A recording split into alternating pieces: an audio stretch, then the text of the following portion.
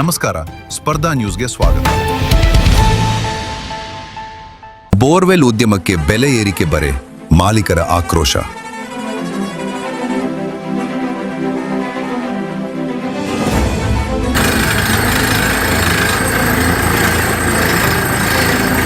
ನಮಸ್ತೆ. ಓಂ ಶಕ್ತಿ ಬೋರ್ವೆಲ್ಸಿಂದ ನಮಗೆ ಈಗ 1 ವರ್ಷದಿಂದ ಎಲ್ಲ ಮೆಟೀರಿಯಲ್ಲು ಎಲ್ಲ ಬಿಟ್ಟು ಏಮರು ಆಯಿಲು ಪ್ರತಿಯೊಂದು ಜಾಸ್ತಿ ಆಗಿ ಹಾಕ್ಕೊಂಡೇ ಬಂದಿದೆ.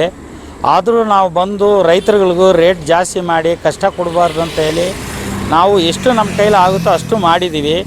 ಇವತ್ತು 3 ತಿಂಗಳಿಂದ ನಾವು ಕೊರೆ ಡ್ರಿಲ್ಲಿಂಗ್ ಬಿಟ್ಟು ಏಮರ್ಗಳು ಒಂದು 3 ಇದು ಜಾಸ್ತಿ ಆಗಿದೆ. 26 ಸಾವಿರ ಇತ್ತು, ಇವಾಗ 75,000 ಅಂದರೆ 80,000 ಸಿಗ್ತಾಯಿದೆ. ಅದು ಫಸ್ಟ್ ಥರ ಬಿಟ್ಟು ಬಾಲಿಗೆ ಬರ್ತಾಯಿಲ್ಲ. ಫಸ್ಟೆಲ್ಲ ಒಂದು ಬಿಟ್ಟು ತಗೊಂಡ್ರೆ 3 ಬೋರಿಂದ 4 ಬೋರ್ ಕೊರಿಬೋದು.